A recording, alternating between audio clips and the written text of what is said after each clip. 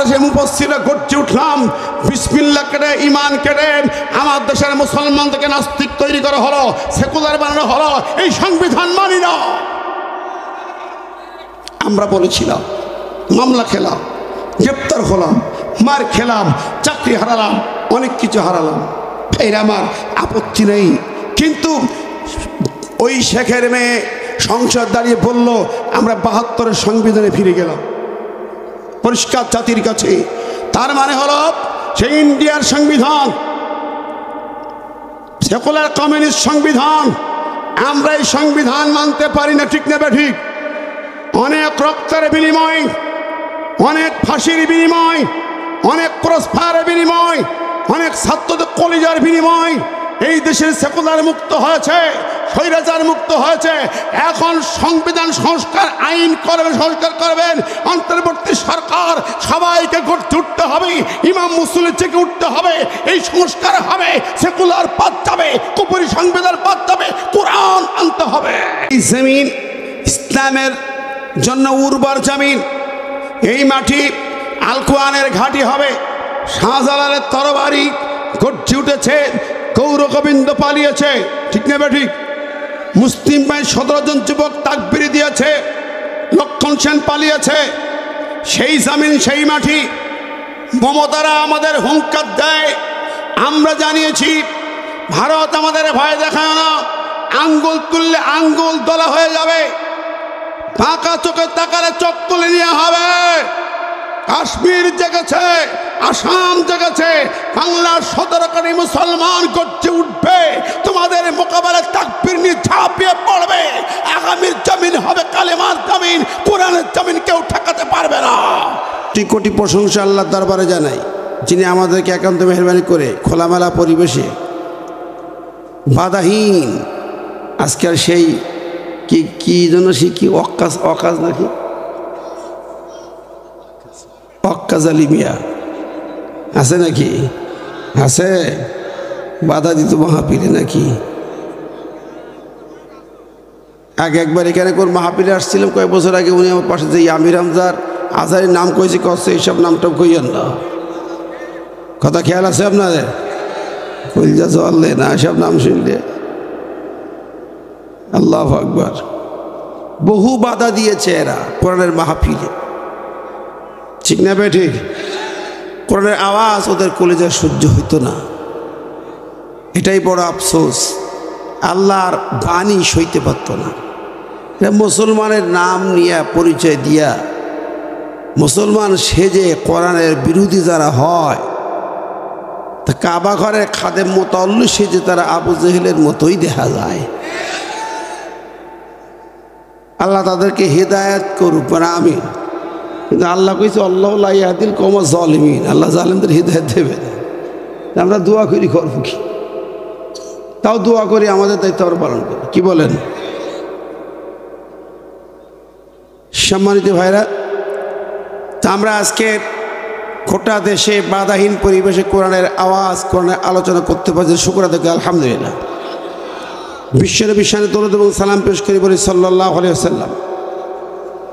আত্মার মাগফিরাত কামনা করি সেই বীর শহীদদের, যাদের কলিজা, যাদের আত্মত্যাগ, রক্তদান, জীবনের কুরবানি আমাদেরকে মুক্তি দিয়েছে। সেজন্য শহীদ আবু সাঈদ সহ সকল শহীদদের আত্মার মাগফিরাত কামনা করি, বলে আল্লাহুম্মা আমিন। সম্মানিত ভাই বন্ধুরা, আমরা কোরআন থেকে কথা শুনবো, পবিত্র কোরআনের বাণী শুনবো। যারা চারিপাশে আছেন, আমি বলছি আজকের একটা অন্য একটি সূরা থেকে, স্বাভাবিক যে সূরা থেকে আমি আলোচনা করি না, করা হয় না, সূরা আল কাহাফ থেকে একটি আয়াত তেলাওয়াত করেছি। সূরা আল কাহাফ, সেখান থেকে আলোচনা হবে ইনশাআল্লাহ। আসলে কোরআন তো গোটা কোরআনই মুজিজা, ঠিক না বে ঠিক? ওই সূরার ভিতরে আরও কিছু মুজিজা বর্ণিত হয়েছে। কোরআন আল্লাহর নবীর শ্রেষ্ঠ মুজিজা, প্রায় ৩,০০০ মুজিজা আমার নবীর জীবনে পাওয়া যায়। আমি এই গত অক্টোবরের শুরুতেও বদরে যাওয়ার পথে দাঁড়ালাম, বীরে রাহা বীরে শেফা, আলমগীর গেছেন না, এখানে দাঁড়ালাম, লাইভ দিয়েছিলাম ওখান থেকেই। মনে পড়লো অবাক করা কিছু স্মৃতি নবীজির। একটা কুয়া আছে, বীর শিফা বলা হয়েছে, বীরের রহ বলা হয়েছে। কূপের পানি শিফা কেন?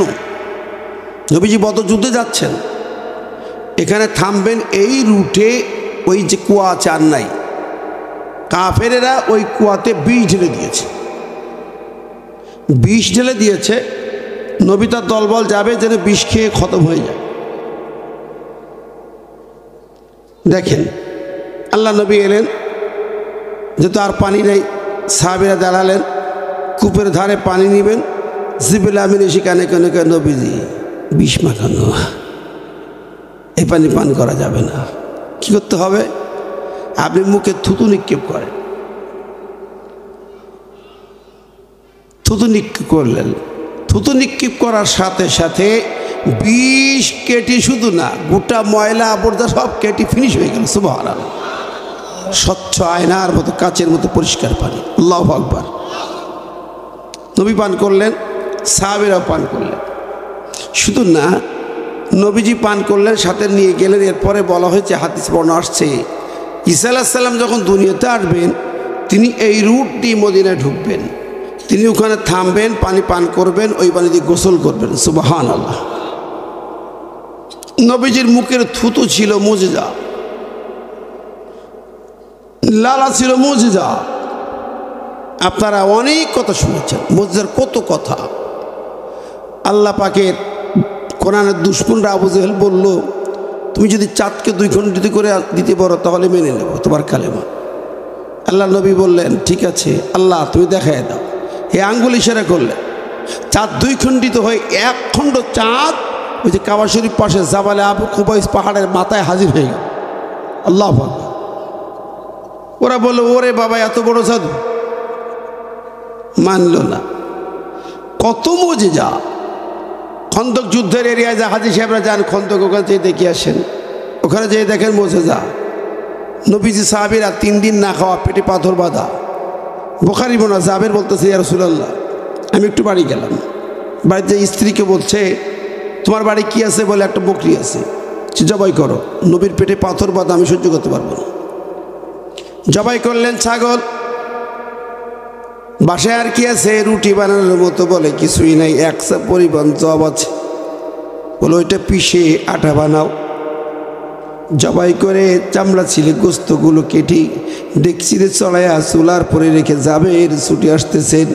স্ত্রী বলে, স্বামী আমার নবীর কাছে যাবে, হাজার হাজার প্রায় 3000 সাহাবী আছি, সবাইকে দাওয়াত দিয়েন না। একটা বকরি, সামান্য গোশ, 2.5 কেজি জবের রুটি, কয়জন বা খাবে? নবীজিকে বলেন 10-12 জন সঙ্গী সাহাবী নিয়ে আমাদের বাড়ি আসতে দাওয়াত দেন। কানে কানে বলেন, জোরে বলেন না। স্ত্রী শিখিয়ে দিলেন। জাবের রাদিয়াল্লাহু তাআলা এসে নবীজির কানে কানে আস্তে আস্তে ঘটনা বললেন, এই অবস্থা, আপনি 10-12 জনকে নিয়ে চলেন, আর কাউকে বলেন না। নবীজি ফাসাহান নবী সাল্লাল্লাহু আলাইহি ওয়াসাল্লাম, ইয়া আহলাল খান্দক। নবী চিৎকার করে বলছে, ও খন্দকবাসীরা, জাবের তোমাদেরকে দাওয়াত করেছে। সর্বনাশ। জাবের মাথা নিচু করে চোখে পানি পড়তেছে টপ টপ করে। উপায় কি? বলল কি আর হইল কি? এই সাহাবীর দল যাবে আর আমি খাওয়াবো কেমন? তো নেই, উর্দুম্ব ফেলা যা থাকতো সব দিতাম, জবাই করি নাই। এখন করবো কি? আল্লাহ নবী তাকিয়ে দেখলেন জাবের কাঁধে, মাথায় হাত ফেলে বলে, কেঁদো না যাবে, চিন্তা করো না, টেনশন করো না, বাড়ি চলে যাও, তাড়াতাড়ি চলে যাও, আমি পরে আসতেছি, অল্প অল্প লোক নিয়ে। তুই সোজা যাইয়া যেই চুলার পরে গোশের ডেকসি আছি, ওই ডেকসির নামায়ও না, ঢাকনা উঁচু করো না, আমি না আসা পর্যন্ত। তোমার বিবি আটার খামির করতেছে, ওই পর্যন্ত থামতে বলো, একটা রুটি বানাবে না আমি না আসা পর্যন্ত। নবীজি এলেন, আসার পরে সাহাবীদের বলেন 10 জন করে আসবে। সোজা যে ডেকসিটা কই, ওই গোশের ডেকসির ঢাকনা উঁচু করে একটু লালা লাগায় ধোয়া করে দিলেন, আর বললেন, যাবে রে, খবরদার ঢাকনা একেবারে উঁচু করবে না, হালকা উঁচু করে গোশ কেটে কেটে খাওয়াবে।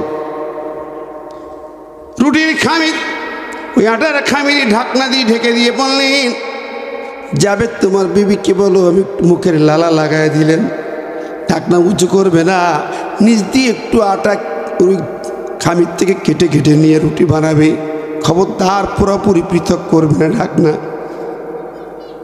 এভাবে বানানো শুরু হলো। সাহাবীরা আসতেছেন, নবীজি সাথে আছেন, জাবের গোশ ঝোল গোশ কেটে কেটে খাওয়ায়, রুটি বিবি গলায় দিয়ে খাওয়ানো হয়। খাইতে খাইতে হাজার পার হয়ে যায়। জাবের বলে তখনও গোশ টকবক করে ফুটছে। আটার খামিজ যা ছিল তাই সব সাহাবী খেয়ে গেল, ফুরায় নাই। এরপরে যখন ঢাকনা উঁচু করছে কেউ নাই, নবী বলেন, জাবের আজকে ঢাকনা উঁচু না করলে কিয়ামত পর্যন্ত এখান থেকে গোশ বের হতো। আল্লাহু আকবার। এ মুজিজা নবীজি, ঠিক না বেঠিক? এরকম অনেক মুজিজা, আহা, প্রায় 3000। আমার ভাইয়েরা, সেই নবীজির সেরা মুজিজা কিয়ামত পর্যন্ত তামাম মানুষের সামনে যে মুজিজাটা হাজির হয়ে আছে, আমাদের ঘরে ঘরে আছে, সেই মুজিজার নামটা কি? জোরে বলেন কি? পৃথিবীর সব নবী চলে গেছেন, মুজিজা চলে গেছে।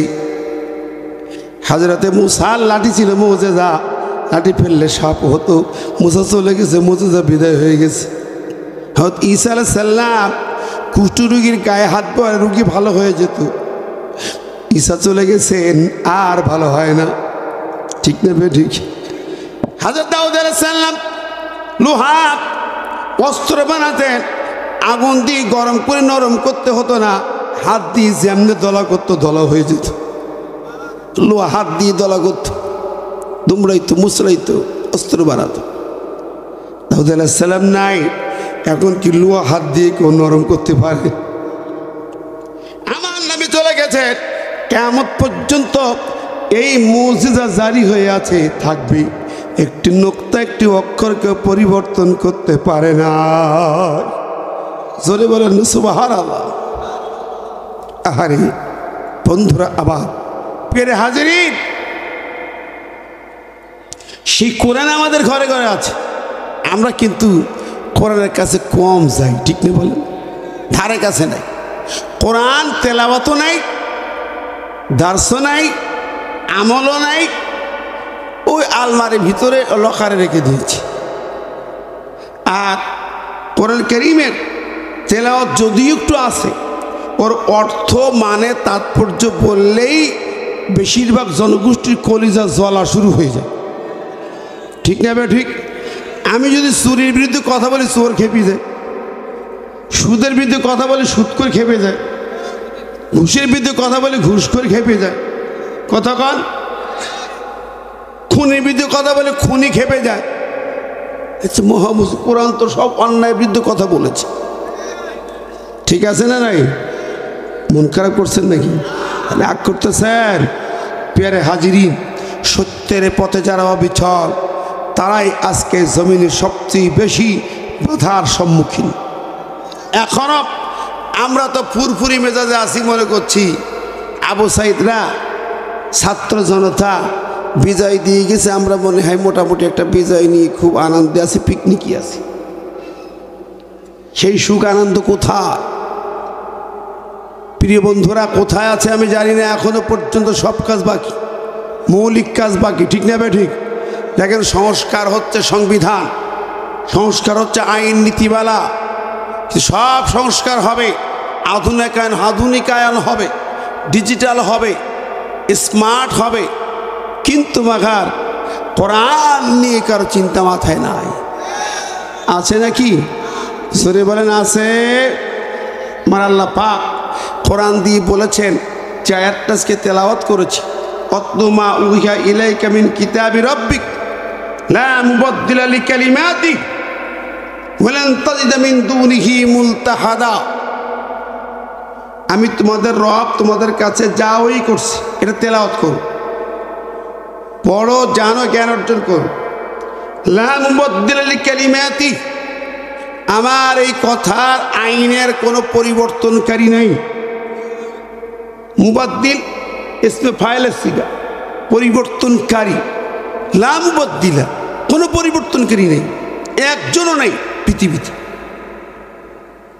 বলেন তাজদামিন দুনিহি মুলতাহাদা, এর ভিতরে কোনো অসঙ্গতিও নেই, ভুল অসঙ্গতি কিচ্ছু নেই। ঠিক না ঠিক?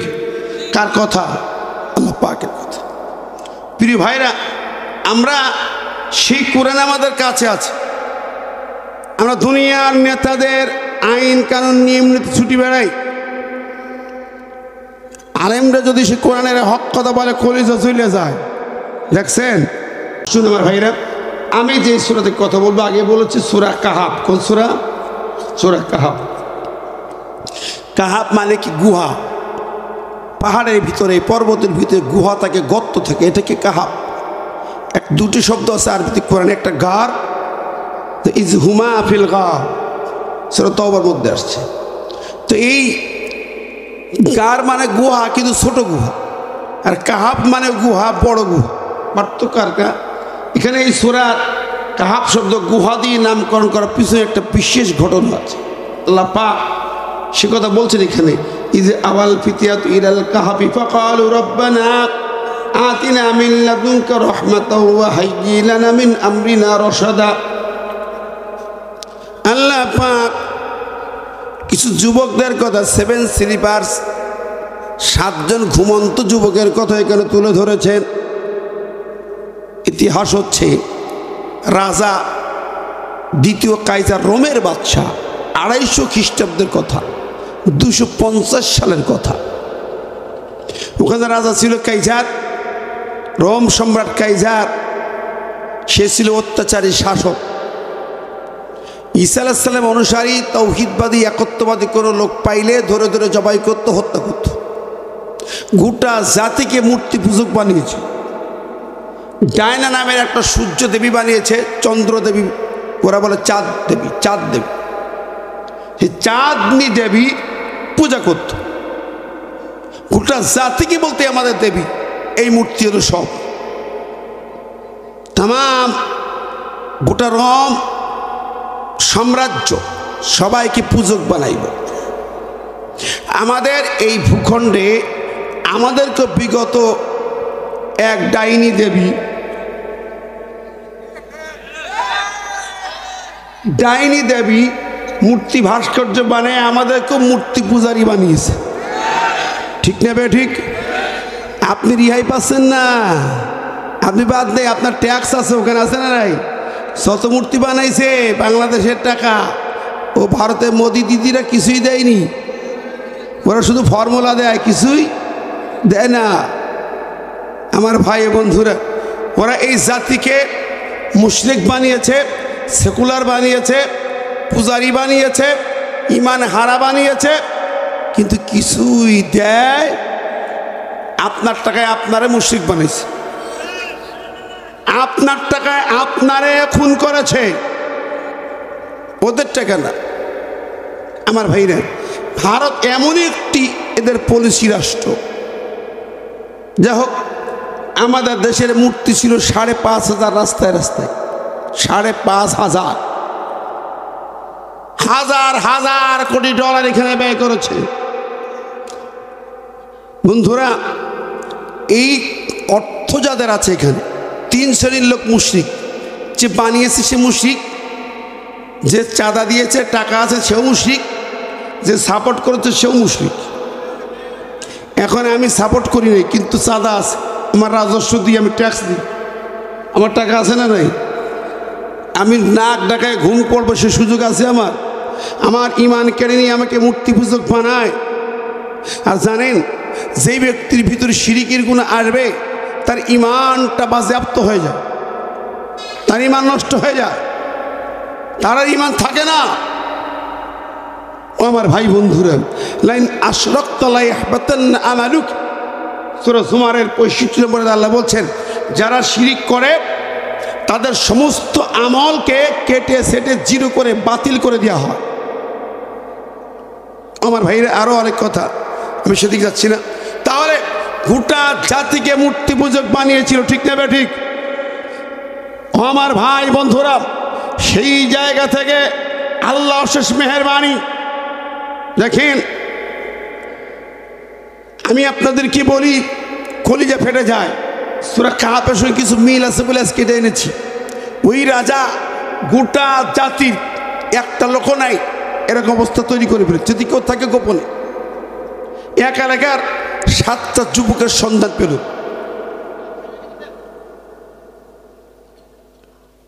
কি হলো আবার? আস্তে আস্তে ওনারা কাজ করছে, করুক, কেউ কথা না বলি। 7টা যুবক পাওয়া গেল যারা তাওহীদের একত্ববাদে ঈসা আলাইহিস সালামের ধর্মের অনুসারী, অল্প বয়স, এই 13, 14, 15 এরকম বয়স। এই বাচ্চাগুলোকে ধরে আনা হলো। দেখেন না, আমাদের দেশে যেরকম কে কোথায় পালিয়ে থাকতো সব খোঁজখবর নিয়ে ধরিয়ে আনতো, ঠিক না বেটি? আমরা শ্বশুর বাড়ি গেছি, তাও পুলিশ সন্ধান পেত। ওরা ফোন করে জানাই তো এই বিলালি হুজুর শ্বশুর বাড়ি গেছে। সিন্নাত ভাই পাবনায় বিয়ের বাড়ি গেছে, দাসুরিয়া বিয়ের বাড়ি আমি খবর রাখি, কিন্তু ওখানে যেই পালাবে সে সুযোগও নাই, ঠিক না বেটি? এইরকম অবস্থা ছিল। ফোন, হ্যালো, এই যে আছে হুজুর। এভাবেই রাজা কাইজার ওই 7টা যুবককে ধরে এনেছে, তার রাজদরবারে হাজির করা হলো। বলা হলো, যুবকেরা তোমরা কি মনে করেছো, কি চাও? এই ডাইনা দেবীর পূজা করতে রাজি আছো কিনা? ওরা তখন চিন্তায় পড়ে গেলেন। এই রাজার সামনে যাকে আনা হয় এরকম কথাও বলা হয় না, ধরে আনা হয় ইয়েস আর নো। রাজার গোলামি করবে কিনা, ডাইনা দেবী কি মানবে কিনা, ইয়েস আর নো বলবে, নো বললেই কল্লা উড়ে যাবে, দেরি হবে না। এত রক্ত পিপাসু রাজা, হাজার হাজার রক্ত নিয়েছে চুষি চুষি। এখন 7টি যুবক বলছে, রাজা বাচ্চা রে, আমরা চিন্তা ভিন্ন করি। কি তোমরা কি চিন্তা করো? রাবাতনা আলা কুলুবিহিম ইয কামু, যখন তারা বাচ্চার সামনে দাঁড়ালো, আল্লাহ বলছেন আমি ওদের অন্তরটাকে মজবুত করে দিলাম। সুবহানাল্লাহ। খুব শক্ত ইমান, কঠিন ইমান রে। এই ইমানদারদেরকে ধরে বেড়ে বন্ধ করা কঠিন হয়। বিগত 16 বছর ধরে ইসলামী আন্দোলনের কর্মীদেরকে, ছোট ছোট ছেলেদেরকে, 12, 14, 15, 20, 22 বছরের বাচ্চাগুলো কি ধরে ধরে রিমান্ডে নিয়েছে, কত নির্যাতন করেছে, কত অত্যাচার করেছে, কিন্তু ইসলামী আন্দোলন তাদের বন্ধ করাতে পারে না, ঠিক না বেঠিক? পরস্পর দিয়ে হত্যা করেছে, রিমান্ডে নিয়ে চোখ তুলে নিয়েছে, কান কেটে নিয়েছে, হাত কেটে নিয়েছে, গুলি করে পা অচল করে দিয়েছে, তারপরেও বন্ধ করাতে পারে না। ইমান আছে কলিজায়, ঠিক না বেঠিক? আমার ভাইরা, আপনারা জানেন এই জমিনে আলেমদেরকে গ্রেপ্তার করে নানাবিধ প্রলোভন দেখানো হতো। এই দেওয়া হবে, সেই দেওয়া হবে, নেতা বানানো হবে। আমাদের কথা শোনো, আমরা যা বলি তাই শুনতে হবে, ঠিক না বেঠিক? ছিল কি ছিল না? লাভ হয়নি। ইমান যাদের মজবুত তাদেরকে কোনো রকম টলানো যায় না। আমার ভাইয়েরা দেখেন, আল্লাহ পাক বলতেছেন ওই যুবকগুলা, ওই বাচ্চাগুলা বলছে, ফাকালু রব্বুনা রব্বুস সামাওয়াতি ওয়াল আরদ লান নাদউ মিন দুনিহি ইলাহা। ওরা বলছে, তোমরা আমাদেরকে, হে রাজা, তোমার গোলামি করতে বলছো, তোমার আনুগত্য করতে হবে। শোনো, আমাদের রব, তোমার রব, আসমান জমিনের রব, আইনদাতা, বিধানদাতা, হুকুমদাতা, সার্বভৌম ক্ষমতার মালিক একমাত্র আল্লাহ। লান নাদউ মিন দুনিহি ইলাহান, আমরা সেই আল্লাহ ছাড়া কারোর কাছে কোশ্চিন কালো কিছু চাই না। আল্লাহু আকবার। আচ্ছা, আমরা চিন্তা করি আমাদের দেশে কি আমরা এমনটি করতে পেরেছি? নাদউ মিন দুনিহি ইলাহা, আমরা পারিনি, আমরা পারিনি। এদেশের আলেম সমাজে পারিনি, টুপিওয়ালারা, দাড়িওয়ালারা, হাজি গাজিরা পারেনি, ইমাম সাহেবরা পারেনি, এত শক্ত হতে পারেনি। 7টা যুবক রক্ত চুষা বাচ্চার সামনে বলছে, হিম্মত নিয়ে বলছে। প্রিয় বন্ধুরা, আমরা দেখেছি আমাদের দেশের মৌলবীরা এক শ্রেণী মৌলবী বলছে কওমে জননী বানাইছে। কওমে জননী, জাতির জননী বানাইছে। মা চলে গেছে রে, খোকাগুলো এখন দেশে চলে গেছে, বুঝলাম না। আবার দেখলাম এক শ্রেণী হুজুরিরা গত 23 সালের শেষে বিশাল ইমাম সম্মেলন হয়ে গেল। ওরা বলছে হারে ইনি তো হজরতে আল্লামা ডায়না বুড়ি, হজরত লাগাইছে নামের হজরত। ওরে বললে এরা জান্নাতিক, আমাদের এই হুজুর জান্নাতিক, তাহাজ্জুদ কাজা করে না। ওরে বাবা, আলেমরা কইছি কপিলউদ্দিন হুজুর সহ, কপিলউদ্দিন উত্তরবঙ্গে এই বক্তব্য দিয়া ইসলামী ফাউন্ডেশনের গভর্নর হয়ে গেল। দুনিয়ার লোভে, ঠিক নেবে ঠিক। তাহলে কত আলেম ছিল, যাই না পাখার কোন হুজুর ইমাম সাহেব গেছিল কিনা ফজলি দেখেন কোনটা কোনটা গেল। ওই সম্মেলনে যারা গেছে সবাই হুজুরকে জান্নাতি বানিয়ে আইছে, ঠিক নেবে ঠিক কথা কহ। এই হুজুরগুলোর ইমান কোথায়? একটা খুনিক, টাটকা খুনিক, টাটকা জালেম সংসদে বসে বিসমিল্লাহ কাটলো, ইমান কাটলো, মুসলিম কাটে, ইসলাম কাটে, মুহাম্মদ কাটে, বইয়ের পাতা থেকে নবীর জীবনে উদা করে যায়। এই জাতীয় নাস্তিকের বাচ্চা, সেকুলার কাফেরের বাচ্চাকে ডাইনি বুড়ি বেজাম্মাকে যারা জান্নাতি বলে, এই হুজুরটাই হলো বেকায়দা, ঠিক নেবে ঠিক। আমার ভাইরা, আমার কথায় রাগ করলে হবে না, আমি যা বলার স্টার্ট করে ভুলে যাব, ঠিক কিনা এখন না করো করো। যে গেছ ইমাম হও, হুজুর হও, তওবা পড়ো, তওবা পড়ো। কোরআন তোমার কাছে, তুমি সূরা কাহাফ পড়ো প্রতি জুমার দিন। সূরা কাহাফ পড়লে বিরাট ফায়দা, খুব পড়ো। তো ইয়ে চোখি দেখতে পাও নাকি? কথা কর, চোখি পড়ে না। কিশোর বালক, ছোট্ট ছোট বাচ্চা, তারা ওই রক্ত চুষা জালেম স্বৈরাচারের সামনে বলছে আমরা আল্লাহ ছাড়া কাউকে রব মানি না, ইলাহ মানি না।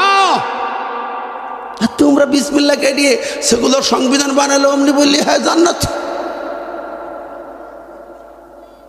কলিজা ফেটে যায়।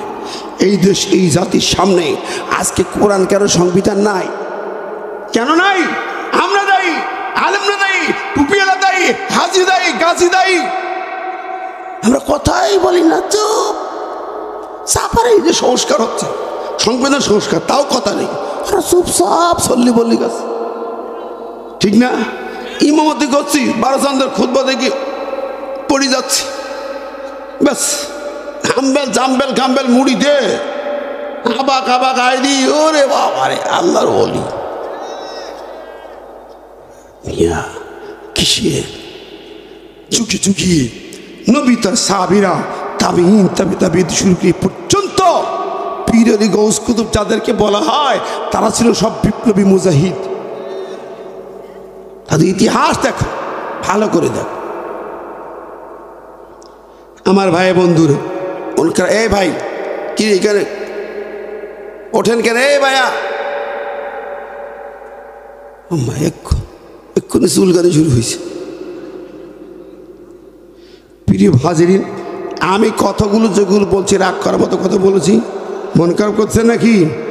শক্তভাবে আরো কথা আছে, আসেন। এই যুবকেরা বলল না আমরা কাউকে মানি না। আল্লাহু আকবার। আমার ভাইরা, ওই রাজা রক্ত চুষা বাদশাহ বলছে তোমরা তো ছোট ছোট কিশোর বালক, একেবারে কেউ কেউ না বালক।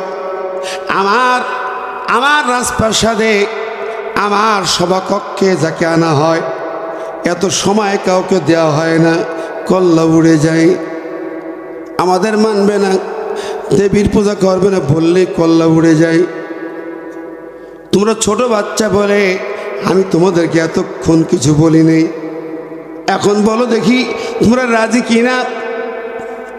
না না, রাজি না, আমরা কোনো মতেই ডাইনা দেবীর পূজা করতে রাজি না, আমরা কোনো মতেই আল্লাহর জমিনে আল্লাহর আইন ছাড়া আর কোনো শাসন মানতে রাজি না।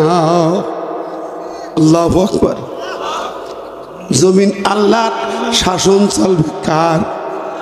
আরো জোরে বলেন কার? এই কথাটা বললেই বলে হুজুর ওটা রাজনীতি বাদ দেন। মুসলমানদের মাথা নষ্ট হয়েছে এই জায়গায়, একবারও জানে না ওই জায়গা যদি ঠিক না হয় তোমার আমার ইমান আমল কোনো কাজে লাগে না, কোনো কাজে লাগে না।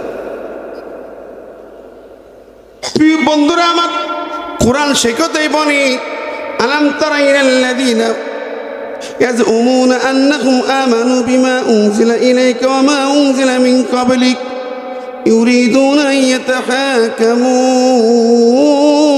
ইলাত তাগুত ওয়া ক্বাদ উমিরু আন ইয়াকফুরু বিহি ওয়া ইউরিদু আশ-শাইতানু আন ইউদিল্লাহুম দালালাম বাঈদা।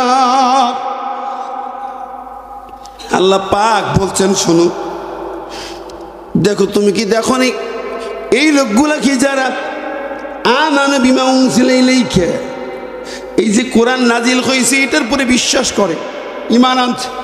কোরআন আল্লাহ কিতাব, আল্লাহ খুব সুমা খায়, সবিনা খতম দেয়, খতমে তারাবি পড়ে, নামাজে তেলাওয়াত করে, সংসদের শুরুতেও তেলাওয়াত করে, কিন্তু ইউরিদুনা আন ইয়াতাহাকামু ইলাত তাগুত, আইন, রাষ্ট্র সংস্কার, প্রশাসন, আদালতে এই কোরআনের আইন মানতে চায় না। ইউরিদুনা, তখন তারা চায় আন ইয়াতাহাকামু ইলাত তাগুত, তাগুতের আইন দিয়া আব্রাহাম লিঙ্কন, লেনিন, মাও সেতুং, কার্ল মার্কস, হেগেলের আইন দিয়ে রাষ্ট্র চলবে। ওরাই রাজনীতি ভালো বুঝেছে। এখন আমার দেশের সেই আইন চলে, তাদের নীতিমালায় চলে, আল্লাহর কোরআন নীতিমালা চলে না, চলে না। ও ভাইরা আমার, এই জায়গায় আল্লাহ বলে কোরআনকে আল্লাহর কিতাব স্বীকার করলে, নবী মুহাম্মদকে আল্লাহর নবী স্বীকার করলে, কিন্তু ওই আইন দিয়ে যখন তুমি রাষ্ট্র সংসদ, আইন, আদালত, প্রশাসন মানতে চাও না, এই লোকগুলো ইউরিদু শাইতান, ওরা শয়তানের মুরিদ। কার মুরিদ? কার কথা এটা? জোরে কর না কার? আরো জোরে কর কার? শয়তানের মুরিদ। কোরআন আলমারিতে নয়, হিফজুখানায় নয়, ইতিমখানায় নয়, কোরআন থাকবে রাষ্ট্র সংসদে। কথা কন ঠিক কিনা? এটা কার কথা? যিনি পাঠিয়েছেন তার কথা, ছিল সারা জিন্দিগি। এটাকে কেড়ে নিয়েছে ব্রিটিশ। আমি গত 1 তারিখে পলাশি যে এই কথাটা বলছিলাম, পলাশি থেকে 2024, আমার এই কথাগুলো অনেকেই অন্যভাবে নেন, কেউ কেউ বুঝেন নেই, আদৌ বোঝেন নেই। পলাশির আমবাগানে সেই যুদ্ধের পর নবাব সিরাজউদ্দৌলার পতনের পর ব্রিটিশ শাসন এই ভূখণ্ডে জারি হয়। এর আগ পর্যন্ত কোরআনের শাসন ছিল, কোরআনের আদালত, কোরআনের দেশ, কোরআনের রাষ্ট্র, কোরআনের আইন ছিল। 1757 সাল, তারপরে 1947 সাল পর্যন্ত ব্রিটিশ লয় ভূখণ্ড চলেছে। ব্রিটিশ চলে গেল, কিন্তু ওরা যে আইনের শিকল পুঁতে গেল, সেই আইন থেকে গেল, সেই ল থেকে গেল। দেশ ভাগ হলো, পাকিস্তান হলো, আমরা মুসলিম ভূখণ্ড পাকিস্তানের সাথে যুক্ত হলাম, কিন্তু এরাও কোরআনের আইনের শাসন জারি করে নাই। অঙ্গীকার করেছিলেন, করেন নাই। বাংলাদেশে আলেম ওলামারা এ ব্যাপারে খুব ক্ষিপ্ত ছিলেন। পরিশেষে 70 নির্বাচন সামনে যখন কথিত বঙ্গবন্ধু জাতির সামনে এলেন, এদেশে আলেম সাহেব, সদর সাহেব, হুজুর সহ, বাইতুল ইমাম সহ অনেক আলেম ওলামা তার সাথে বসলেন, বলে একটা অঙ্গীকার যদি তুমি করো যে কোরআন সুন্নাহ দিয়ে রাষ্ট্র চালাবা, সরকার গঠন করতে পারলে তাহলে আমরা তোমার পক্ষে যাব। উনি অঙ্গীকার করলেন লিখিত, ঠিক আছে, কোরআন সুন্নাহর বাইরে কোনো আইন চলবে না। অঙ্গীকার করলেন, সত্য নির্বাচন ইশতিহারে লেখা হলো কোরআন সুন্নাহর বাইরে পাকিস্তান চলবে না। নির্বাচনে এদেশের লোক ইমাম আলেমরা পাইকারি হারে ভোট দিলেন, ক্ষমতায় গেলেন, ক্ষমতায় বসতে পারেন নাই পাকিস্তানদের গাদ্দারিতে। উনি চেয়েছিলেন ক্ষমতা দিলে তো আর স্বাধীনতার আসতো না। 25 মার্চ কাল রাত উনি গ্রেপ্তার, নিজেই গ্রেপ্তার হয়ে গেলেন। দেশে ফিরতে পারবো না, ফিরলে পিঠ বাঁচবে না, আমার পরিবারের নিরাপত্তা নিশ্চিত করেন, আমাকে গ্রেপ্তার করেন।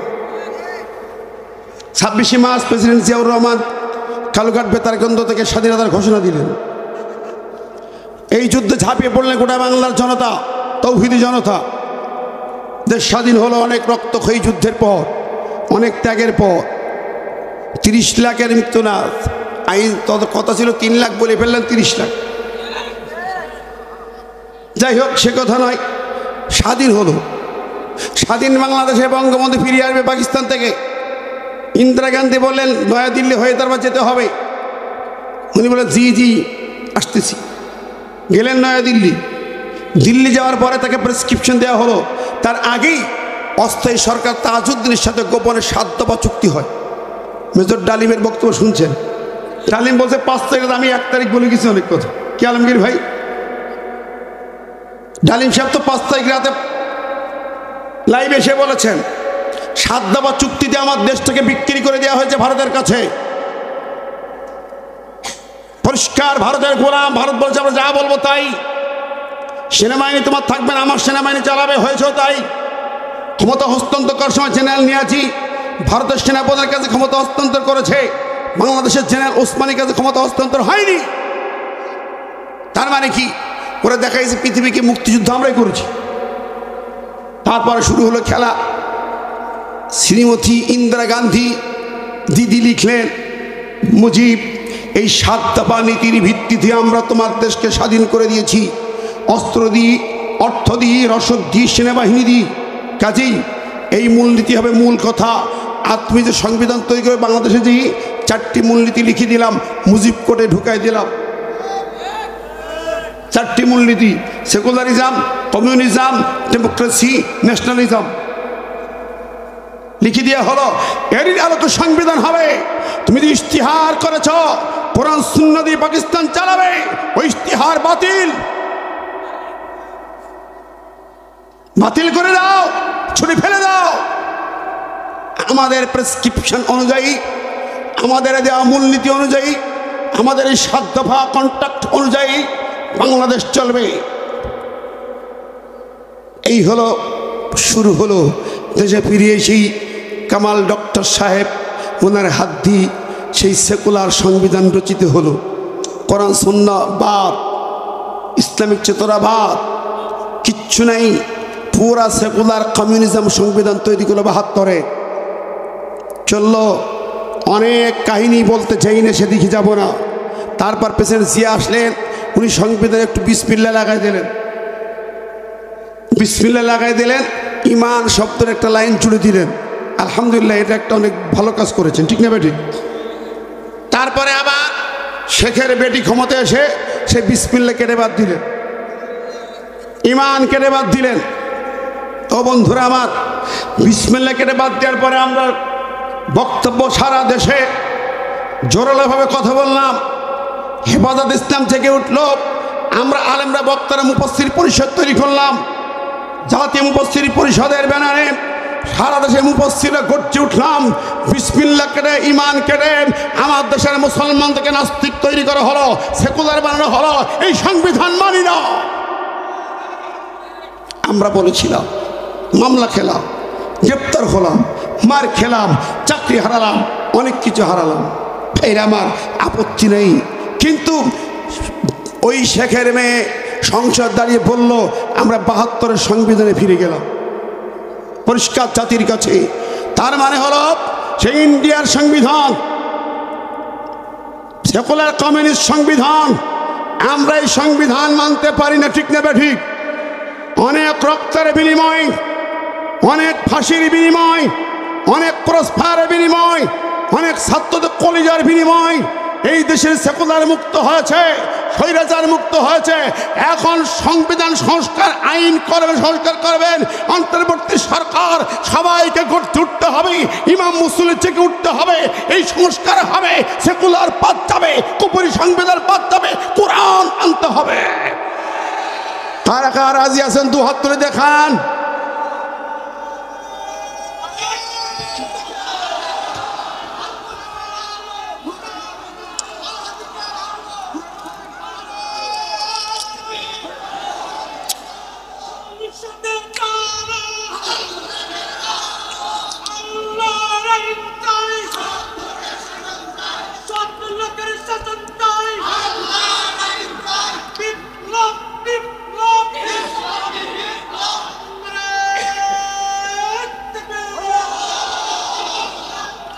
আমার ভাই বন্ধুরা, আমি ইতিহাস সংক্ষেপে টেনে যে কথা বলেছি, আজকে আপনারাই বলেন, আপনারা ইমানের আলোকে একটি কথা ভেবে যান। ভাইরা আমার, আমরা গতানুগতিক শুধু ওয়াজ শুনি, কাহিনী শুনি, সুর শুনি, তাল শুনি, গান শুনে বাড়ি যাই, গজল শুনে বাড়ি যাই। আমার ইমানকে আমি সংশোধন সংস্কার করতে পারি না। আমার কলিজা সংস্কার করা দরকার, আমার ইমান সংস্কার করা দরকার। এইটা ভাবি না। আমার মাথায় দেশটা চলে যেই আইনি, ওই আইনে আপনি অফিস যেতে হয়, ওই আইনে আদালতে যেতে হয়, ওই আইনে ব্যবসায় লাইসেন্স করতে হয়, ওই আইনে প্রশাসনে যেতে হয়, ওই আইনে দলিল রেজিস্ট্রি হয়, ওই আইনে ভূমি জরিপ চলে, ঠিক না ঠিক? অথচ সেই জায়গায় কুফরি আইন, সেখানেই সেকুলার আইন। ওইটা তুলতে না পারলে কুফরির বীজ উঠায় আনতে হবে, সেকুলার শিকড় তুলে সাগরে ফেলতে হবে, নইলে আপনার ইমান নাই। কিসারে মুসলমান 92 ভাগ, মসজিদে গেলেই মুসলমান, সিজদা দিলেই মুসলমান। কোথায় পেলেন? আগে আইনের শাসন ঠিক করেন। আমার নবী 13 বছর মক্কায়, নামাজ চালু হয়নি, রোজা চালু হয়নি, হজ চালু হয়নি, যাকাত চালু হয়নি। আগে বললেন শিরকের বীজ উপড়ে ফেলতে চাই, কুফরের বীজ তুলে ফেলতে চাই। আগে হুয়াল্লাযী আরসালা রাসূলাহু বিল হুদা ওয়া দীনিল হক লিইয়ুযহিরাহু আলা দীনি কুল্লিহি। আগে মানুষের তৈরি আইন, কুফরি আইন, শিরকি আইন, নীতিমালাগুলোকে উপড়ে ফেলে জমিনে স্থাপন করে আগে আল্লাহর আইন হুকুমত কায়েম করতে হবে। কার ঘোষণা? আল্লাহর। কষ্ট লাগি 92 মুসলমানকে এটা বোঝাতে হয়। আপনার বলো হুজুর এই রাজনীতি বাদ দিন, আগে একদিন কিছু হুজুর নামাজের রস। আমি কইলাম নামাজের রস করবো কি? কয়জন নামাজ পড়ে বাংলাদেশ মুসলমান? শতকরা 5 জনের বেশি পড়ে। রাগ করছেন নাকি? মান তারাকা সলাতান মুতাআম্মিদান ফাকাদ কাফার, নবীর হাদিস। যে নামাজ পড়ে সে মুসলমান, যে পড়ে না সে কাফের। ঠিক জোরে বলেন। তাহলে মুসলমান কয়জন? মুসলমান কয়জন কাফের? শতকরা 5 জন, বাকি 95 কুফরির তালিকায়। নবীর হাদিস অনুযায়ী নামাজের কি ওয়াজ করবেন? বলে হুজুর কবরের ওয়াজ করেন, গোরস্থান, গোরস্থান বাড়িতে রুহের মাগফিরাত কামনায় অনুষ্ঠান। আমি কইলাম কবরে যাবেন কি নিয়ে? বিসমিল্লাহি ওয়া আলা মিল্লাতি রাসূলিল্লাহ বলেই তো কবরে রাখা হবে, ঠিক না ঠিক? কবর রাখতে গেলে কি বলতে হবে? বিসমিল্লাহি ওয়া আলা মিল্লাতি রাসূলিল্লাহ। তো বিসমিল্লাহ বলবো কার? যদি সেই বিসমিল্লাহ কেটে বাদ দেওয়া হয় সংবিধান থেকে, কথা বলে না। আমরা হাতে গোনা 1% আলেম কথা বলি, 1%। 99 মুসলমান নীরব। ও কাটিসটা কি হয়েছে? ও যারা কাটিয়েছে তারা বুঝুক। 99 মুসলমান বিসমিল্লাহ কাটার ব্যাপারে কথা বলে না। ওকে কবরে বিসমিল্লাহ বলে দেখার লাভ কি? কথা বলেন, জোরে বলেন। আবার ওয়ালা মিল্লাতি রাসূলিল্লাহ, ওমা রসুলের দলের বিরুদ্ধে মিছিল করে, রসুলের দলে ধরিয়ে নিষিদ্ধ করে, ঠিক না ঠিক? নিষিদ্ধ করে, বাতিল করে, গ্রেপ্তার করে ফাঁসিতে ঝোলায়। আমার এই লোক মরে গেছে, তা হুজুর যাই বসে বিসমিল্লাহ ওয়ালা মিল্লাতে রাসূলিল্লাহ। ও ভাইরা আমার, বলেন কলিজা ফেটে যায়। আপনাদের চারঘাট এক মাহফিলে এই বছর আসলাম, তাকবীর দিচ্ছে, উমা কমিটির লোক এসে তাকবীর চলবে না, স্লোগান চলবে না, ওই মেরামতপুরে, ঠিক না বে ঠিক? মনে আছে না নাই? তাকবীর দিলে ওর কলিজা জ্বলে। আমি বললাম যারা তাকবীর শুনতে পারে না, ওরা মারা গেলে 4 তাকবীরের জানাজা হবে না, হবে না, হবে না। ওর জানাজাটা জয় বাংলা বলে পুঁতি রাখো।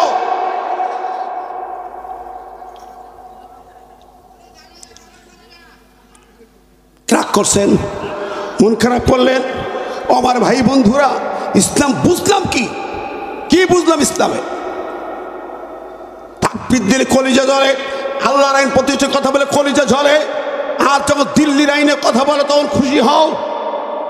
আমেরিকার গোলামিতে খুশি, মোদির গোলামিতে খুশি, চায়নার গোলামিতে খুশি, কুবুতিদের গোলামিতে খুশি হয়ে যাও। আল্লাহর গোলামির কথা বলে কলিজা জ্বলে, কোরআনের আইন মানতে কলিজা জ্বলে। এগুলো মুসলমান নয়, আবু জাহেলের বাচ্চা, কাফেরের বাচ্চা।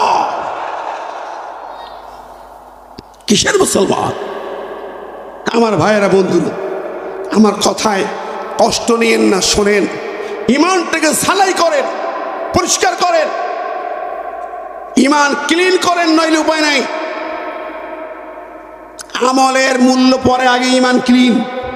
আমলের ত্রুটি থাকলে আল্লাহ মাফ করেও জান্নাত দিতে পারে। ইমানের ত্রুটি থাকলে আপনার কোন আমল দিয়ে জান্নাতে যাওয়া যাবে না।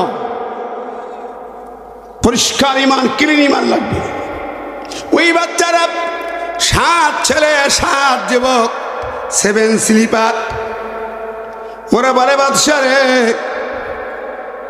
আমরা তো মাথা নত করবো না, আল্লাহ ছাড়া কারো গোলামি করবো না, আল্লাহ ছাড়া কারো কাছে মাথা নত করি না, সিজদা দেব না, মূর্তি পূজা করবো না।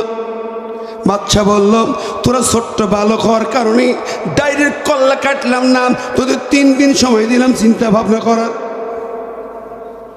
3 দিন সময় দিলাম, চিন্তা ভাবনা করে দেখ, তারপরে সিদ্ধান্ত হবে। যদি নাকি বেঁচে থাকতে চাস এই জমিনে, তাহলে আমাদের কথা শুনতে হবে। আর যদি না শোনো, তাহলে তোমাদের কল্লা চলে যাবে, শুলে চড়িয়ে হত্যা করা হবে। 7টা ছেলে ওখান থেকে বেরিয়ে এলো, এলাকায় চলে গেল। 7 জন এক জায়গায় হলো, রাতের গহীনে চিন্তা ভাবনা করতে লাগলো। দেখো, ওরা যদি জোর করে পূজা করায়, বিপদে পড়ে যাব, আমরা ওদের মানব না, ওদের গোলামি করব না। তবে আব্দুল্লাহ ওয়াসিয়া, আল্লাহ জমিন প্রশস্ত আছে, চলো আমরা এই দেশ ছেড়ে অন্য জায়গায় চলে যাই, হিজরত করি। হিজরত করলো ওরা। 7 যুবক, 7 স্লিপার, 7 যুবক রাতের গভীরে হাঁটতে শুরু করলো। চলে যায়। ওরা যখন চলে যায়, আল্লাহ পাক একটি কুকুর ওদের পিছনে দিয়ে দেয়, কুত্তা, ডগ। আল্লাহ নবী বলেন, একটা কুকুর পৃথিবীর জান্নাতে যাবে। এই পৃথিবীর একটা কুকুর জান্নাতে যাবে। কোন কুকুর? আসহাবে কাহাফের পাহারাদার কুকুর, ওইটা জান্নাতে যাবে। ওই 7 যুবক সামনে চলে, কুকুরটা পিছনে পিছনে যায়। ওরা তখন ওকে তাড়ায় পার করতে চায়, ও তাড়াই দিলেও যায় না, আবার ঘুরে আসে। ওরা চলে যায়। আমার ভাই, এই জমিনে দেখেন, ভারত থেকে ডক্টর জাকির নায়েক সাহেব হিজরত করলেন, ঠিক না বে ঠিক? ওই মুশরিকের জাত, মোদির জাতটাকে নিতে চাইছিল বারবার। আমি 18 সালে মালয়েশিয়া গেলাম, ওখানে সরকারকে বললো ওকে ফিরিয়ে দাও। মানুষের সরকার বলল, গোটা ভারত দিকে দিলেও আল্লাহর এই একটা নিয়ামত আমরা ফেরত দিতে পারি না। আমার দেশের ডক্টর মিজানুর আজহারি, আমাদের ছোট্ট ভাই, সে চলে গেল, দেশ ছাড়তে বাধ্য হলো, ঠিক না বে ঠিক? কেন? এই মোদির দিদির গভর্নমেন্ট, মূর্তি পূজারী গভর্নমেন্ট, স্বৈরাচার সরকার, খুনি সরকার তাকে দেশে থাকতে দেয় নাই, কোরআনের কথা বলতে দেবে না, দেশ ছাড়তে বাধ্য করলো। সেও হিজরত করে মালয়েশিয়া চলে গেল, ঠিক কিনা এখন? কাজী মোহাম্মদ ইব্রাহিম সাহেব, মুফতি কাজী ইব্রাহিম মাত্র 36 দিনে কোরআনের হাফেজ। কয়দিন? মাত্র 36 দিন কোরআনের হাফেজ। আমার জানা মতে 1000 বছর ইতিহাসে এরকম মানুষ আমার জানা নেই। আল্লাহু আকবার। কি খুশি না বেজার? আপনারা রাগ করছেন? শুধু কোরআনের হাফেজ নন, উনি হাদিসের হাফেজ। উনি সরকারের বিরুদ্ধে একটা স্বপ্নের কথা বললেন, ইউসুফ নবী স্বপ্নের ব্যাখ্যা করলেন, তাবির করলেন, খুব শীঘ্রই এই সরকারের পতন হবে বলেছিলেন না? উনাকেও গ্রেপ্তার করা হলো, এমনকি তাকে শেষ পর্যন্ত দেশ ছাড়তে হলো। এই বাংলাদেশের হাজার হাজার আলেম দেশ ছেড়েছেন, এই জমিন ছেড়েছেন, ভূখণ্ড ছেড়েছেন। স্বৈরাচারের কুপন হলে অধ্যাপক মফিজুর রহমানকে খুনের হুলিয়া দেওয়া হলো চট্টগ্রামে। তার বক্তব্য শুনে কলিজা ঠান্ডা হয়। উনাকে পাঠিয়ে দিয়ে দেশ ছাড়তে বাধ্য হলেন। আবু নাসের আব্দুল জাহের ভাই দেশ ছাড়তে বাধ্য হলেন। সাইফুল্লাহ মনসুর সহ লক্ষ যুবক তরুণ ক্রস ফায়ারের আসামি হওয়ার কারণে গোপনে পালিয়ে দেশ ছাড়তে বাধ্য হলেন। ঠিক না বেঠিক? লক্ষ যুবক, লক্ষ তরুণ। আমার ভাইরা, বন্ধুরা, ইমানকে টিকিয়ে রাখার জন্য দেশ ছেড়েছেন, কিন্তু বাতিলের গোলামি করেন নাই। ও ভাইরা আমার, ওই 7টা যুবকের পরে আল্লাহ বলেন, আমি তাদের পরে খুশি হয়ে গেলাম, আমি তাদের ইমানটা বাড়িয়ে দিলাম, আমি তাদের পরে রহমতটা বাড়িয়ে দিলাম। ওরা আমার কাছে, আল্লাহ আমাদের সঠিক পথ দেখাও। আর আমরা যে ওর মানলাম না, হিজরত করব শুধু না, আমরা পরবর্তীকালেও যেন এই গভর্নমেন্টের বিরুদ্ধে একটা আঘাত করতে পারি। ভাইরা আবার চলে গেল এক গভীর, অনেক দূরে যে একটা জঙ্গলের ভিতরে, গুহার ভিতরে আশ্রয়। ওই গুহাটার নাম কাহ। ওখানে আশ্রয় নিলেন, গুহার মধ্যে ঢুকলো। ওরা 7 জন যুবক গুহার মধ্যে ঢুকে গেল। দরজার কাছে, মুখের কাছে এসে কুকুরটা পা পিছায়ে বসে গেল। ওয়াকালবুহুম বাসিতুন জিরাইহি বিল ওয়াসিদ। আল্লাহ এই সূরার মধ্যে বললেন, আমি আল্লাহ পাক যে কুকুরটাকে নিয়োজিত করলাম, ওই কুকুরটা সেখানে পা বিছায়ে, হাত বিছায়ে পাহারাদার হয়ে গেল।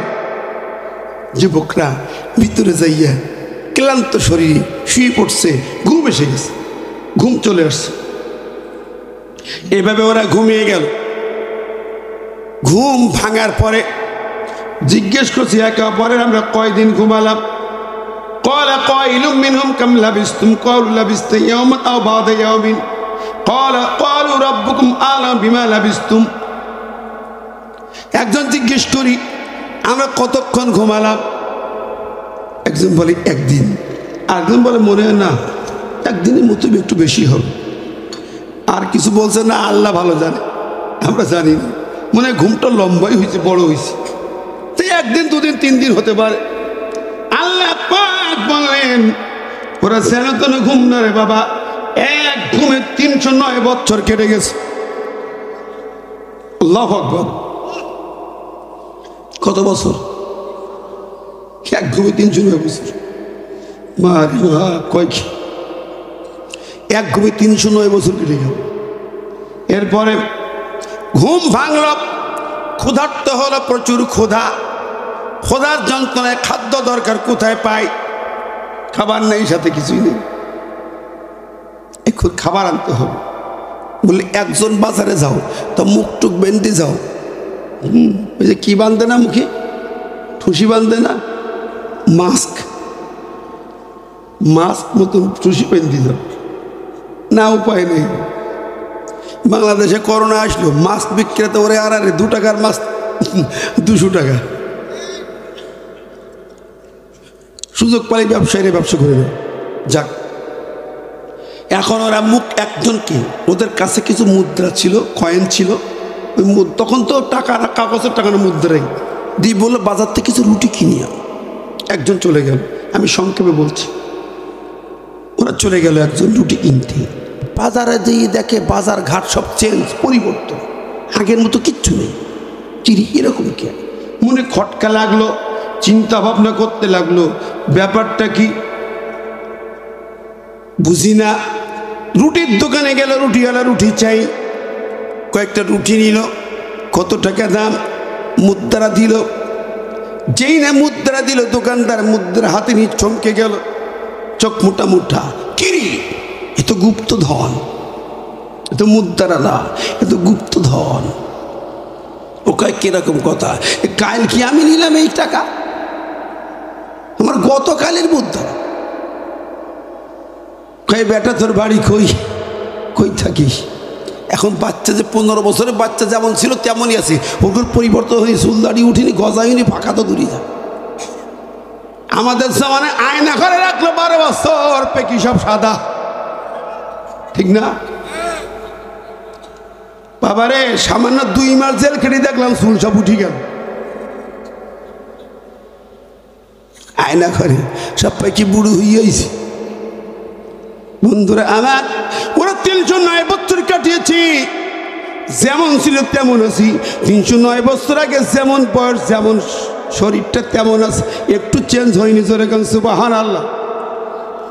দোকানদার অবাক, এ তো গুপ্তধন, এ তো এই জমানার টাকা না। তুমি যেই গুপ্তধন আনছ 300 বছর আগের টাকা। ও তখন চমকে গেল, কি কর দোকানদার, কি করেন আপনি? বলতে বলতে সারা বাজারের লোক এক জায়গা হয়েছি, মেয়র এক জায়গা হয়ে গেছে। কে অবাক হল, এই টাকা কোথায় পায়? যুবক বলে গতকাল পাইছে। এ তো অবাক কথা। আরে ওরা সবাই চিন্তিত। বলছে, যুবক রে, জানি না তুমি কি একা না, তোমার দলবল আছে। ও কথা কয় না, বলে আসি আমরা কিছু লোক তো আসি। কয় বুঝছি, জানি না কি। আচ্ছা তুমি কে? কে তুমি? কোথায় পেলে টাকা? কোথায় পেয়েছি এটা? 300 বছর আগের রাজা দ্বিতীয় কাইজারের জমানার টাকা। এখন তো তারপরে অনেক রাজা পার হয়ে গেছে। বর্তমান রাজা ইসলামপন্থী রাজা, তাওহীদপন্থী রাজা, ঈসা ধর্মের অনুসারী রাজা। আর তুমি সেই জমানার, ওই জমানার ছিল জালেম রাজা, নাস্তিক কাফের রাজা। যুবক একটু দেরি করে না, টাকা তো দিছে, ওরা তো কথা আলোচনা করে, শত শত হাজার লোক জমা। ফাঁক দিয়ে দৌড় মারিছে যুবক। দরকার নেই ঝামেলা, দৌড় মারি গুহায় চলে যায়। দৌড় দিয়ে দৌড়ে চলে যায়, গুহায় চলে যায়। আর জনগণ নেতারা পিছু পিছু দৌড়ায়। কই যায় দেখি, ঘটনা কি? সোজা চলে যায়, গুহার ভিতরে চলে যায়। ওখানে চলে যাবার পরে যখন ওই ঘর ভিতরে চলে যায়, কুকুর আছে মুখী। জনগণ আসলো, ওই নেতারা আসলো, কি ব্যাপার? 7টা যুবক তারা বলে, ঘটনা তারা খুলে বলল, এই ঘটনা ছিল, কাহিনী এই। রাজা, সেই কাইজারের জামানায় আমরা 7টা বালক পালায় আসি, হিজরত করি, এখানে আশ্রয় নিই। বলে তা তো শুনেছিলাম, দাদাদের মুখে, পদ্মাদের মুখে শুনি ঘটনা এরকম একটা আছে। তাহলে তোমরা কি তারাই? হ্যাঁ। ওরা এই কথা বলেই আবার শুয়ে পড়ে ঘুমিয়ে যায়। এর মধ্যে মেয়র রাজাকে খবর দেয়। রাজা চলে আসছে, দেখি 7টা যুবক ওইখানে মৃত্যুবরণ করেছে, মারা গেছে। আল্লাহু আকবার। এরপরে যাক, পরের কথা, রাজা তার স্মরণে ওখানে একটা মসজিদ বানাইল। আল্লাহু আকবার। মসজিদ বানাইল। আমরা তো হলে মূর্তি বানাই, 7 যুবকের ছবি দিয়ে মূর্তি বানাই দিই নাকি? আমার ভাইরা, আমি বলছিলাম, এই 7 স্লিপার্স মাথা নত করে নেই, ওর বিরুদ্ধে গর্জে উঠেছে, পালিয়েছে, হিজরত করেছে, বাতিলের গোলামি করে নাই। ঠিক না বেঠিক? জোরে বলেন। আমার নবী হিজরত করে মদিনায় এসে রাষ্ট্র গঠন করেছেন।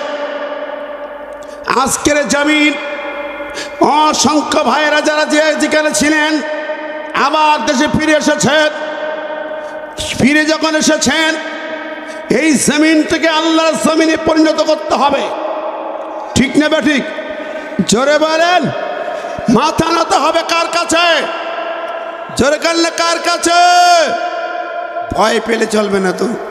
ভারত ভয় দেখায়, আমাদের ভয় দেখায়। কি ভয় দেখায়? পেঁয়াজ আলু দেবো না, এই তো ভয়। আমরা পেঁয়াজ আলু নিচ্ছি না, ঠিক না বেঠি? চলে না, আমাদের চলে না। পাকিস্তান দিছে, চায়না দিচ্ছে, সিরিয়া দেবে, ব্যাংকক দেবে, অভাব হবে না। ভাইরা আমার, শুধু তাই না, এই জমিন ইসলামের জন্য উর্বর জমিন।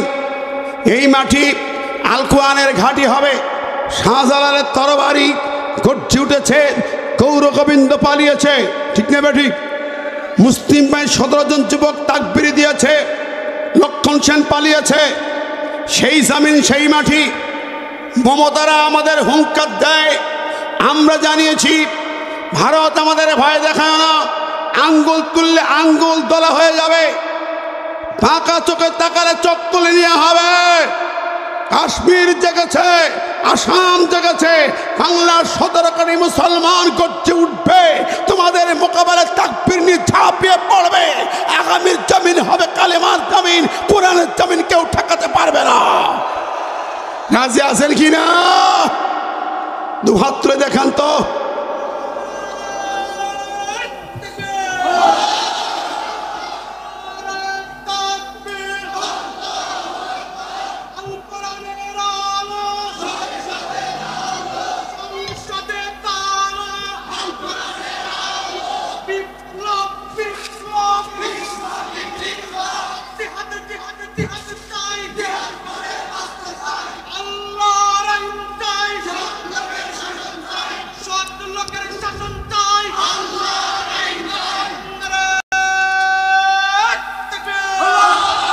আমার ভাই বন্ধুরা, বিশ্বনবী মুহাম্মদ রাসূলুল্লাহ সাল্লাল্লাহু আলাইহি সাল্লাম বলেছেন, বদর যুদ্ধে যাওয়ার সময় ডাক দিয়ে বললেন, কে কে যাবে আমার সাথে জান্নাত?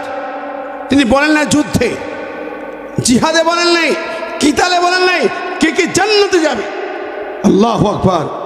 ডাক দিলেন কে কে জান্নাতে যাবে। মদিনার মসজিদে ফজরের নামাজ পড়ে নবী ঘোষণা দিলেন, হে যুবকেরা, কে কে রেডি আছো? এই মুহূর্তে জান্নাতে যাবে। জিহাদের ময়দানে যেতে হবে, জান্নাত ঠিকানি। ইলামু আন্নাল জান্নাত তাহতা জিলালিস সুয়ুব। শুনে রেখো, জান্নাত হচ্ছে চিকচিক করা তরবারির নিচে হলো জান্নাত। নবীজি বললেন, কে কে রেডি আছো? শোনো, এখন যে নাম লেখাবে, ইয়া আইয়ুহাল্লাযীনা আমানু হাল আদুল্লুকুম আলা তিজারাতিন তুনজিকুম মিন আযাবিন আলিম। এই মুহূর্তে যে নাম লেখাবে জিহাদের মাঠের জন্য, আমি শুভ সংবাদ দিচ্ছি, তার জন্য জাহান্নামের আগুন হারাম হয়ে যাবে। ইয়াগফির লাকুম যুনুবাকুম, গুনাহ খাতা মাফ হয়ে যাবে। ওয়াইদুখিলকুম জান্নাতিন, এবং জান্নাত তোমার জন্য ওয়াজিব হয়ে যাবে। সঙ্গে সঙ্গে ওই সাহাবীদের মধ্যে ফজরের জামাতে থাকা মাঝখান থেকে একটা যুবক দাঁড়িয়েছে, একটা যুবক দাঁড়িয়েছে, ইয়া রাসূলুল্লাহ, ইয়া হাবিবাল্লাহ, আমি আমার নাম 1 নম্বরে লিখে নিয়ে। নবীজি তাকিয়ে দেখেন যুবকের মাথায় বিয়ের পাগড়ি, হাতে বিয়ের মেহেদি পরা। আল্লাহ নবী বলে, ও যুবক, তোমার না রাতের বেলা বিবাহ হবার কথা, তোমার তো বিবাহের আলামত দেখা যায়, চিহ্ন দেখা যায়, হাতে মেহেদি পরা দেখা যায়, মাথায় বিয়ের পাগড়ি উপলব্ধি করা যায়। হে যুবক, তোমার কি রাতের বেলা বিবাহটা হয় নাই? যুবক বলেন, নবী, আপনি যা জানেন তো সবই জানেন, সত্য জানেন। গভীর রজনীতি আমার বিবাহ কার্য সম্পন্ন হলো। এরপরে যখন বাসর ঘর রেডি হচ্ছে, আমি একটু সময় পেলাম, নামাজে দাঁড়িয়ে গেলাম, সালাত আদায় করতে থাকি। সালাতকে একটু লম্বা হয়ে গেল। বিয়ের রাতের নামাজ পড়ে যুবক, যে তাহাজ্জুদের নামাজ পড়ে। আর আমাদের জামানার যুবকরা নামাজ অটো কাজা হইয়া যায়। কত কয় আজকে মাপ, হুজুরের কাছে ফতোয়া নেয়। আবার হুজুর, আরে না রে যুবক, না,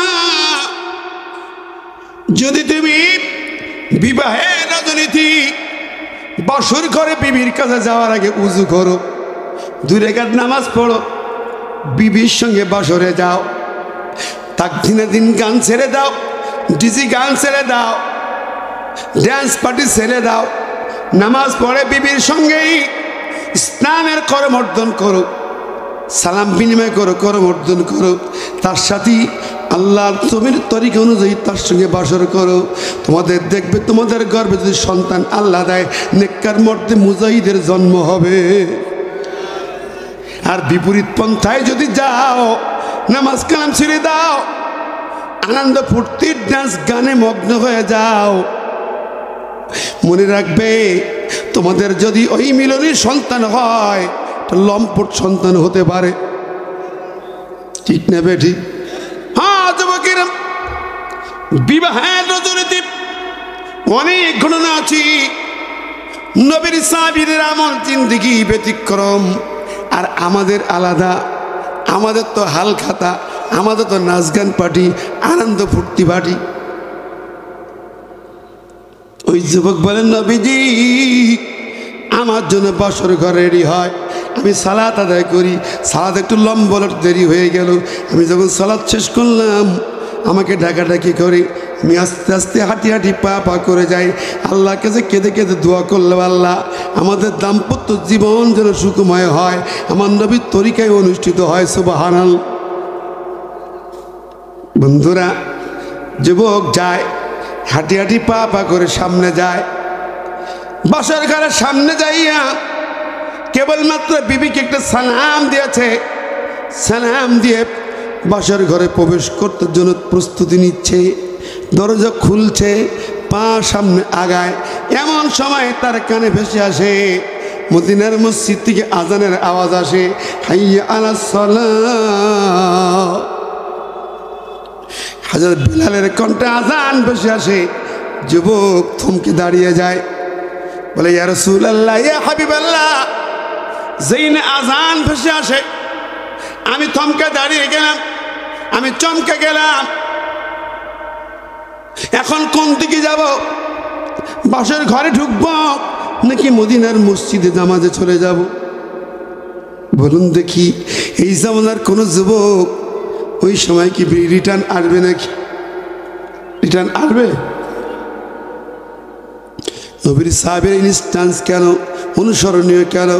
যুবক মানে নবী, আমি চিন্তা করলাম বছরে করে যদি যাই, নবীর পিছনে নামাজটা আমার মিস হয়ে যাবে। আর কোরআন বলে, ইন্নামাল মুমিনুনা আল্লাযীনা ইযা যুকিরাল্লাহু ওয়াজিলাত কুলুবুহুম ওয়া ইযা তুলিয়াত আলাইহিম আয়াতুহু যাদাতুহুম ঈমানা ওয়া আলা রাব্বিহিম ইয়াতাওয়াক্কালুন। আল্লাহু আকবার। যদি নাকি ইমানদার যখন আল্লাহর নাম শুনবে, তার অন্তরটা আল্লাহর ভয়ে প্রকম্পিত হবে, হৃদয়টা কেঁপে কেঁপে উঠবে। যুবক মানে নবীজি, আমার কলিজায় কাঁপ শুরু হয়ে গেল। না না না না, আমি নবীর পিছনে ফজরের নামাজ আদায় করব। বাসর ঘর তোমার নষ্ট হচ্ছে না, নবীর পিছনে নামাজ আদায় করার পরে আমি বাসর ঘরে যাব। আল্লাহু আকবার। দেখেন, আমরা তো ইচ্ছা করে নামাজ কাজা করি, কোথায় ফজর কোথায় জোহর হিসাব নেই। নামাজ যার নাই তার কিন্তু ইমান থাকার কথা না। জীবন বলে, নবী আমি বাসর ঘরে ফেলি, আপনার পিছনেই ফজরের নামাজে এলাম, আমার নবীর পিছনে নামাজটা আদায় করব, তারপরে যাব। নামাজ আদায় করলাম, সালাম ফিরাইয়া আপনি যে বক্তব্য দিয়েছেন, আজকের যুদ্ধে জিহাদের ময়দানে যে যাবে 3টি ফায়দা পাবে।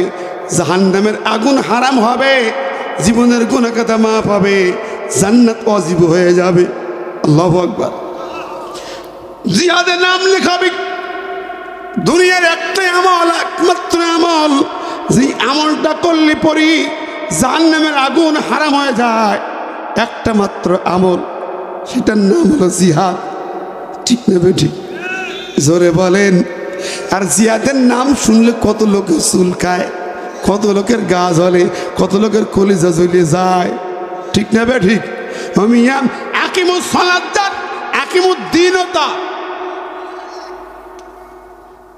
কুতিবা আলাইকুমুস সিয়াম যিনি বললেন আল্লাহ পাক যেই রমজানে কুতিবা আলাইকুমুস সিয়াম বললেন ওই রমজানে আবার আয়াত নাজিল হলো কুতিবা আলাইকুমুল কিতাল, যুদ্ধ ফরজ, জিহাদ ফরজ। কুতিবা আলাইকুমুস সিয়াম মানে কুতিবা আলাইকুমুল কিতাল মানে না। কুতিবা আলাইকুমুস সিয়াম ওয়াজ করলে কেউ রাগ করে না, কুতিবা আলাইকুমুল কিতাল বললে রাগ হয়, কষ্ট হয়, ঠিক না বে ঠিক? আমার বন্ধুরা, ভাইরা আমার, প্যারে হাজিরিন, আমার এই জমিনি কত দেখলাম যুবক, দেখেন নবীর যুবক বসর ঘরে পেলে নবীর কাছে বলে নবীজি আমার নামটা লিখে নিন, আপনার সঙ্গে যেখানে গেলে পরে জাহান্নাম হারাম হয়ে যাবে, জান্নাত অজীব হবে নবী। ওই জিহাদের ময়দান বাদ দিয়া দুনিয়ার বাসরে মেঘদাদ যাবে না।